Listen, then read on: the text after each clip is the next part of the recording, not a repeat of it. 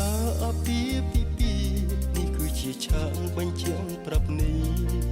បុរសហើយនឹងស្ត្រីភរិយាស្វាមីនៅក្នុងជីវិតតែមិនមែនជាការពិតក្តីស្នេហ៍ស្និទ្ធស្មោះស្ម័គ្រសំខាន់មិនប្រកាន់មិនប្រច័ណ្ឌយល់ចិត្តយល់ថ្លើពាក្យថាភរិយាស្វាមីត្រូវតែភក្តីមិនមានលំអៀងញញឹមមិនអោយក្រំគ្រាមគឺជាផ្លែស្ពានសូភែមមង្គលមិនក្បត់មិនមានបិកល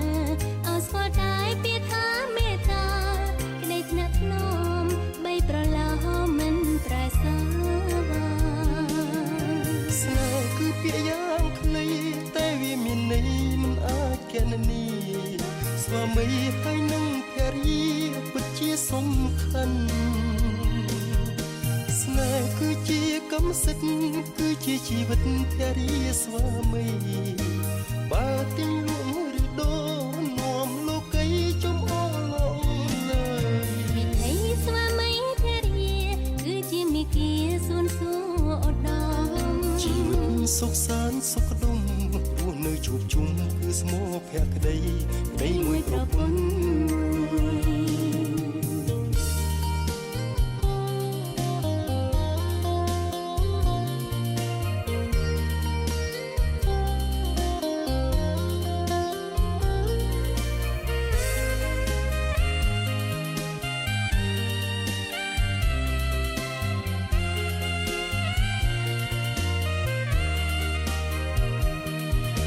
ស្នេហ៍គឺពាក្យយ៉ាងខ្លីតែវាមានន័យមិនអាចកណនា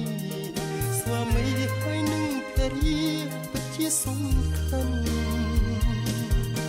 ស្នេហ៍គឺជាកម្មសិទ្ធិគឺជាជីវិតភរិយាស្វាមីបើទិញលក់